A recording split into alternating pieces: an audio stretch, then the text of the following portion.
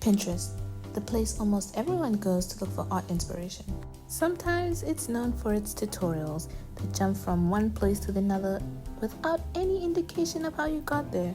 So I thought, what better way to torture myself than do those very same tutorials? Even though if you look on Pinterest, you'll mostly find AI. Electric chair. So let's get this Pinterest art tutorial started by first doing the rough sketch of the face. Yikes, it's not the best, but it will have to do for now. On to the first one.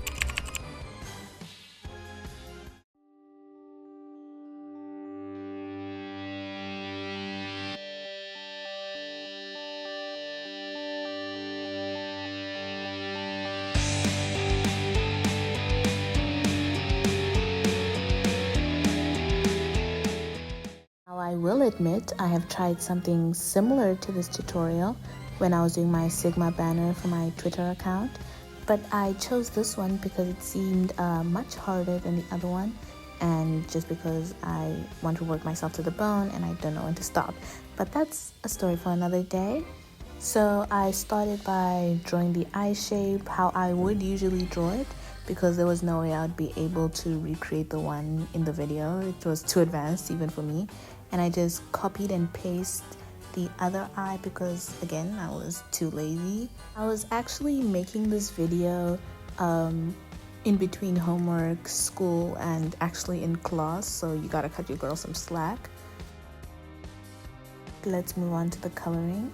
So I actually lost the footage of when I was coloring in the base color, but I was able to retrieve some of this, which is what you're watching right now, where I use the watercolor paintbrush because I find it works better with these type of eyes. So I actually didn't like how it was going so far, but my iPad didn't even give me time to think because disaster struck.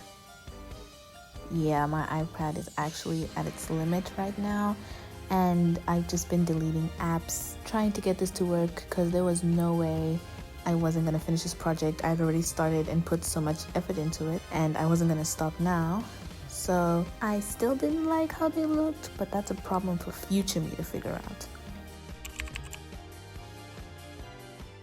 How to draw juicy lips. Oh my. Start with a flat M shape with emphasis on the corners of the mouth. Pick a darker and warmer color for shading. Map out the lip shape, focusing shadow on upper lip and below bottom lip typically.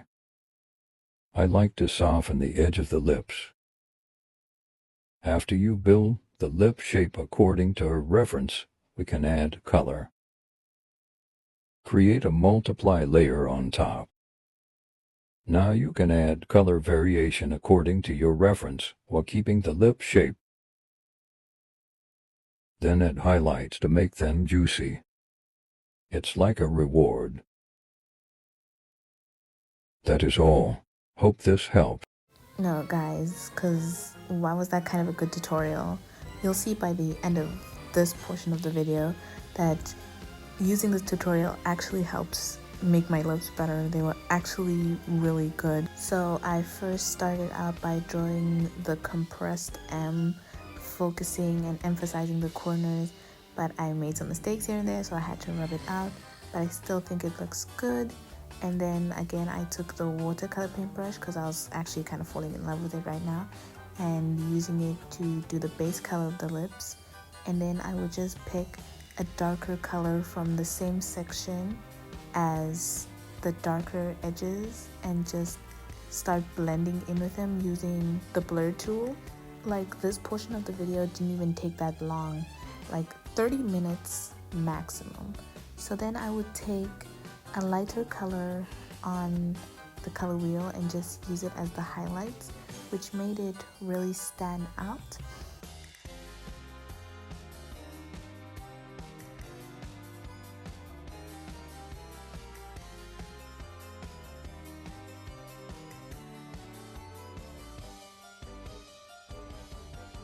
So for the color of the lips, I thought a nice pink would be cute until I realized that I hadn't set it on multiply, and when I set it on multiply it turned like a deep red, and I found that way better than the pink, so I just stuck with that in the end. I used a second layer with darker red colors just to give it an emphasis, and used white just to make the lips stand out much better. Putting these lips with the eyes made me realize how horrifying this project would be in the very end. Nose tutorial. Make sure your sketch color is brown hazy. Draw a circle then triangle. Pick your line here.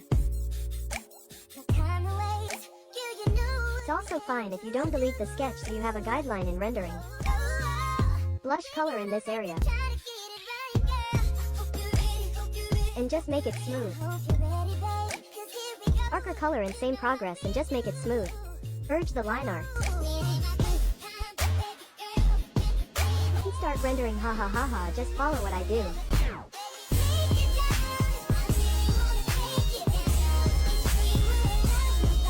I added a darker color here so it doesn't look weird.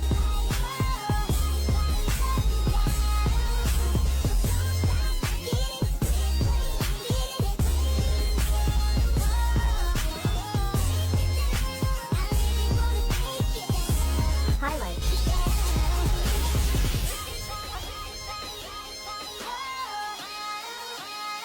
Use blur tool so it will look good.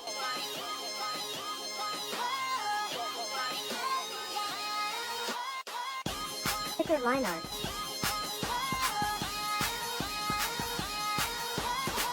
Hey, I'm done. Don't mind me practicing my new signature.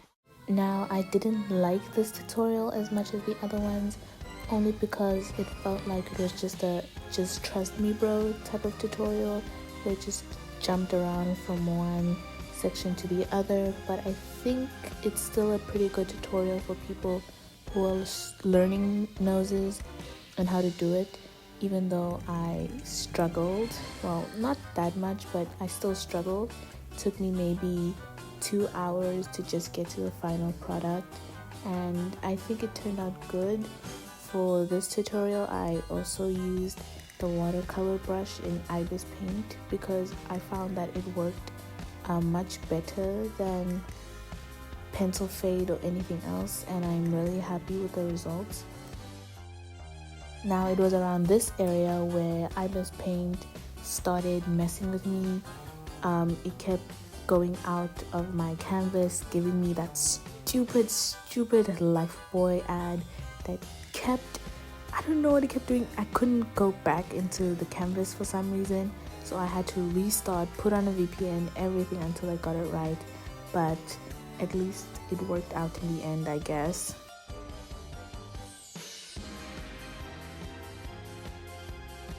And in the end, it looks even more horrifying. Burn it.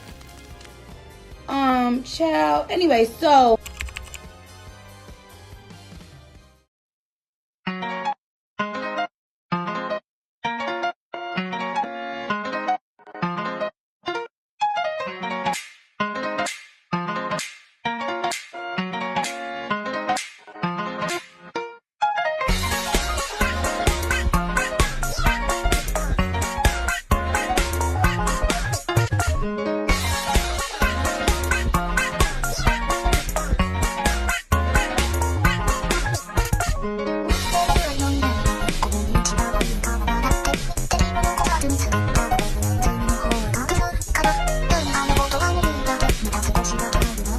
And we finally reached the last tutorial. Oh my gosh, I'm so happy we are almost finished with this, because this whole project, this whole video has been cooking my iPad, and I'm just so tired. I'm probably gonna take another break for another few weeks.